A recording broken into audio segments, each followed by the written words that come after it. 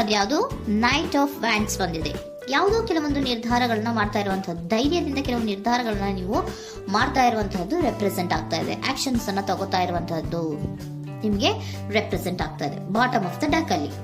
Okay, in near ಪಾಸ್ಟಿನಲ್ಲಿ ಏನಾಗಿದೆ ನಿಮ್ಮ ಲವ್ ಲೈಫ್ನ ವಿಚಾರವಾಗಿದ್ರೆ ದ ಫೂಲ್ ಕಾರ್ಡ್ ರೆಪ್ರೆಸೆಂಟ್ ಆಗಿದೆ. ತುಂಬಾನೇ ಚೆನ್ನಾಗಿದೆ, ಜಾಯ್ಫುಲ್ ಆಗಿತ್ತು, ಬಿಗಿನಿಂಗ್ ತುಂಬಾ ಚೆನ್ನಾಗೇ ಇದೆ. ಕಾರ್ಡ್ ಬಂದಿರುವಂತಹದ್ದೇನು ವೀಲ್ ಆಫ್ ಫಾರ್ಚೂನ್ ಬಂದಿದೆ. ಸೊ ನಿಮ್ಮ ಲವ್ ಲೈಫಿನ ವಿಚಾರವಾಗಿ ನೀವು ಕೆಲವೊಂದು ಬದಲಾವಣೆಗಳನ್ನ ನೀವು ಮಾಡ್ಕೊಂಡಿರುವಂತಹದ್ದು ಇಲ್ಲಿ ರೆಪ್ರೆಸೆಂಟ್ ಆಗ್ತಾ ಇದೆ. ಕ್ವೀನ್ ಆಫ್ ಕಪ್ಸ್ ಏನನ್ನ ರೆಪ್ರೆಸೆಂಟ್ ಮಾಡುತ್ತೆ? ಸೊ ಕ್ವೀನ್ ಆಫ್ ಕಪ್ಸ್ ನೀವು ಯಾಕೆ ಬದಲಾವಣೆಗಳನ್ನ ಮಾಡ್ಕೊಂಡಿದ್ದೀರಾ? ಕೆಲವೊಂದು ರೀತಿಯ ಸ್ಟೇಬಲ್ ಇರಬೇಕು, ಬಹಳ ಕೇರ್ ಅನ್ನ ಮಾಡ್ತಾ ಇರುವಂತಹದ್ದು, ಲವ್ ಲೈಫಿನ ವಿಚಾರವಾಗಿ ಬಹಳಷ್ಟು ಇಂಟ್ರೆಸ್ಟ್ ಅನ್ನ ತಗೊಂಡಿರುವಂತಹದ್ದು ನಿಯರ್ ಪಾಸ್ಟಿನಲ್ಲಿ ರೆಪ್ರೆಸೆಂಟ್ ಆಗ್ತಾ ಇದೆ. ಓಕೆ, ಎಟ್ ಪ್ರೆಸೆಂಟಿನಲ್ಲಿ ಯಾಕೋ ನಿಮ್ಮಲ್ಲಿ 2 ಆಪ್ಷನ್ಸ್ ಗಳು ಇರುವಂತಹದ್ದು ರೆಪ್ರೆಸೆಂಟ್ ಆಗ್ತಾ ಇದೆ. ಯಾಕೋ 2 ಆಲೋಚನೆಗಳನ್ನ ನೀವು ಮಾಡ್ತಾ ಇರುವಂತಹದ್ದು ಅಟ್ ಪ್ರೆಸೆಂಟಿನಲ್ಲಿ ರೆಪ್ರೆಸೆಂಟ್ ಆಗ್ತಾ ಇದೆ. 2 ಆಯ್ಕೆಗಳು ನಿಮ್ಮಲ್ಲಿ ಇರುವಂತಹದ್ದು, 2 ಆಲೋಚನೆಗಳನ್ನ ಮಾಡ್ತಾ ಇರುವಂತಹದ್ದು, ಏನೋ ಒಂದು ರೀತಿಯ ಕನ್ಫ್ಯೂಷನ್ಸ್ ಅಲ್ಲಿ ಇರುವಂತಹದ್ದು ನಿಮ್ಮ ಲವ್ ಲೈಫ್ ನ ವಿಚಾರವಾಗಿ ರೆಪ್ರೆಸೆಂಟ್ ಆಗ್ತಾ ಇದೆ. ಓಕೆನಾ? ಸೆಕೆಂಡ್ ಕಾರ್ಡ್ ಯಾವ್ದು ಬಂದಿದೆ? 10 ಆಫ್ ಕಪ್ಸ್ ಬಂದಿದೆ. ಸೊ 10 ಆಫ್ ಕಪ್ಸ್ ನಿಮ್ಗೆ ಫುಲ್ಫಿಲ್ಮೆಂಟ್ ಇರುತ್ತೆ, ಸಮಾಧಾನ ಇರುತ್ತೆ, ಖುಷಿಯಾಗಿರುತ್ತೆ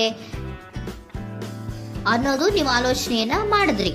2 ಆಯ್ಕೆಗಳಲ್ಲಿ ಯಾವ್ದನ್ನ ಸೆಲೆಕ್ಟ್ ಮಾಡಬೇಕು? ಸೆಲೆಕ್ಟ್ ಅನ್ನ ಮಾಡ್ಕೊಂಡ್ರೆ ನನಗೆ ಖುಷಿಯಾಗಿರುತ್ತೆ, ಸಮಾಧಾನ ಆಗುತ್ತೆ ಅನ್ನೋಂಥ ಯೋಚನೆಯನ್ನ ಒಂದು ಸಾರಿ ಮಾಡಿದ್ರೆ, ಇದರ ಮತ್ತೊಂದು ಸಾರಿ ನೀವೇನ್ ಅನ್ಕೋತೀರಾ? ಏನಾದ್ರು ನನಗೆ ಇದರಿಂದ ಮೋಸ ಆಗುತ್ತಾ, ಅಥವಾ ಇದರಿಂದ ನನಗೇನಾದ್ರು ತೊಂದರೆ ಆಗುತ್ತಾ, ನನ್ನನ್ನು ನಾನು ರಕ್ಷಣೆ ಮಾಡ್ಕೋಬೇಕಾಗತ್ತಾ ಅನ್ನೋಂತಹ ಆಲೋಚನೆಯನ್ನು ಕೂಡ ನೀವು ಮಾಡುವಂತದ್ದು ರೆಪ್ರೆಸೆಂಟ್ ಆಗ್ತಾ ಇದೆ. ಯಾಕೋ ನಿಮ್ಮಲ್ಲಿ ಸಮಾಧಾನ ಇಲ್ಲ, ಕನ್ಫ್ಯೂಷನ್ಸ್ ಇದೆ, 2 ಆಯ್ಕೆಗಳು, ಯಾವ ನಿರ್ಧಾರವನ್ನ ಮಾಡಬೇಕು ಗೊತ್ತಾಗ್ತಿಲ್ಲ. ಸೊ ಅದಕ್ಕೆ ನೋಡಿ, ನೀವು ಬೇಜಾರಿನಿಂದ ಮೂವಿಂಗ್ ಆನ್, ಬದಲಾವಣೆ ಆಗ್ತಾ ಇರುವಂತಹದ್ದು ರೆಪ್ರೆಸೆಂಟ್ ಆಗ್ತಾ ಇದೆ. ಚೇಂಜಸ್ ಅನ್ನ ಮಾಡ್ಕೋತಾ ಇರುವಂತಹದ್ದು ಇಲ್ಲಿ ಪ್ರೆಸೆಂಟ್ ನಲ್ಲಿ ರೆಪ್ರೆಸೆಂಟ್ ಆಗ್ತಾ ಇದೆ.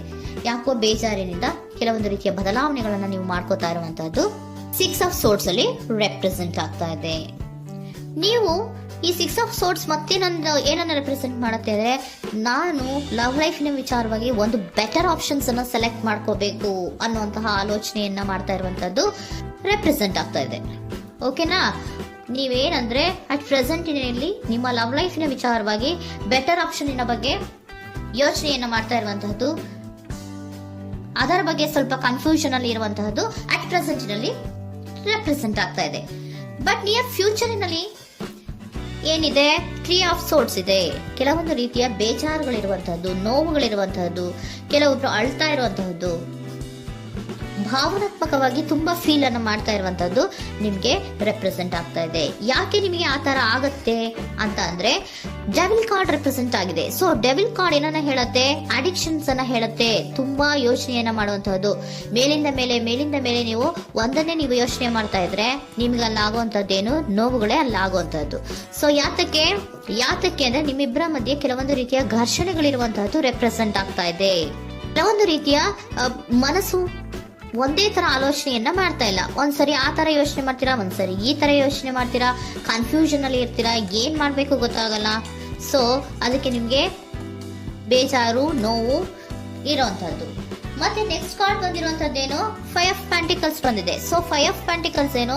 ತುಂಬಾ ಇದು ಕೂಡ ತುಂಬಾ ಬೇಜಾರಿನಲ್ಲೇ ಇರುವಂತಹದ್ದು, ಫೀಲಿಂಗ್ ಲೆಫ್ಟ್ ಔಟ್ ಆಗ್ತಾ ಇರುವಂತಹದ್ದು, ರೀತಿಯ ಒಂದು ಬ್ಯಾಡ್ ಸಿಚುಯೇಷನ್ ಇರುವಂತಹದ್ದು, ಅಂದ್ರೆ ಯಾವಾಗ್ಲೂ ನೋವು ಪಡ್ತಾ ಇರುವಂತಹದ್ದು, ಯಾವಾಗ್ಲೂ ಯೋಚನೆ ಮಾಡ್ತಾ ಇರುವಂತಹದ್ದು, ಇಮಿಡಿಯೇಟ್ ಫ್ಯೂಚರಿನಲ್ಲಿ ಈ ರೀತಿ ರೆಪ್ರೆಸೆಂಟ್ ಓಕೆನಾ?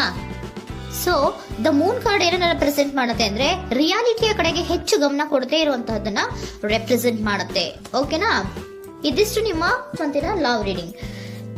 ನೆಕ್ಸ್ಟ್ ಏಂಜಲ್ ಗೈಡೆನ್ಸ್ ನಿಮ್ಗೆ ಏನ್ ಕೊಡ್ತಾರೆ ಅನ್ನೋದನ್ನ ನೋಡೋಣ.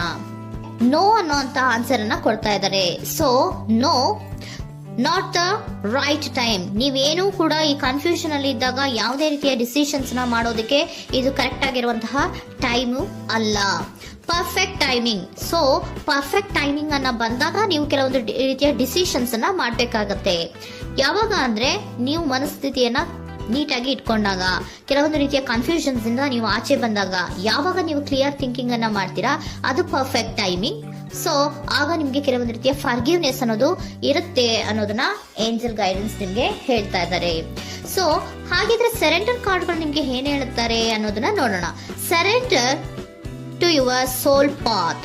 Your life journey has been perfectly designed for your soul growth. Embrace every lesson and every moment. ನಮ್ಮ ಜೀವನದಲ್ಲಿ ಬರುವಂತಹ ಎಲ್ಲಾ ಕೆಲವೊಂದು ಮೂಮೆಂಟ್ಗಳನ್ನ ನಾವು ಪರ್ಫೆಕ್ಟ್ ಆಗಿ ದೇವರು ಡಿಸೈನ್ ಮಾಡಿರ್ತಾರೆ. ಅದಂದ್ರೆ ನಮ್ಮ ಲೈಫಿನಲ್ಲಿ ಏನೇನ್ ಆಗ್ಬೇಕು ಅನ್ನೋದನ್ನ ಮುಂಚೆಯೇ ದೇವರು ಬರ್ದಿರ್ತಾರೆ. ಸೊ ಅದು ಹಾಗೆಯೇ ನಡೀತಾ ಇರುತ್ತೆ. ಓಕೆನಾ? ನಾವು ನಮ್ಮ ಲೈಫ್ನಲ್ಲಿ ಬರುವಂತಹ ಪ್ರತಿಯೊಂದು ಲೆಸನ್ಸ್ ಅಥವಾ ಪಾಠಗಳೇನಿರುತ್ತೋ ಅಥವಾ ನಾವು ಏನನ್ನ ನಮ್ಮ ಜೀವನದಲ್ಲಿ ಬರ್ತಾ ಇರುತ್ತೋ ಅದು ಒಂದು ನಮಗೆ ನಮ್ಮ ಲೈಫಿನಲ್ಲಿ ಒಂದು ಲೆಸನ್ ತರ. ಸೊ ಅದನ್ನ ನಾವು ಎವ್ರಿ ಮೂಮೆಂಟ್ ಅನ್ನ ಕೂಡ ನಾವು ಸ್ವೀಕರಿಸಬೇಕು. ಯಾವಾಗ್ಲೂ ಕೂಡ ಅದನ್ನು ಸ್ವೀಕರಿಸಿಕೊಂಡು ಮುಂದೆ ಮುಂದೆ ಹೋಗ್ತಾ ಇರಬೇಕು.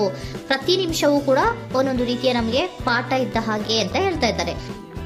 Surrender unhealthy relationship. Surrender unhealthy relationship.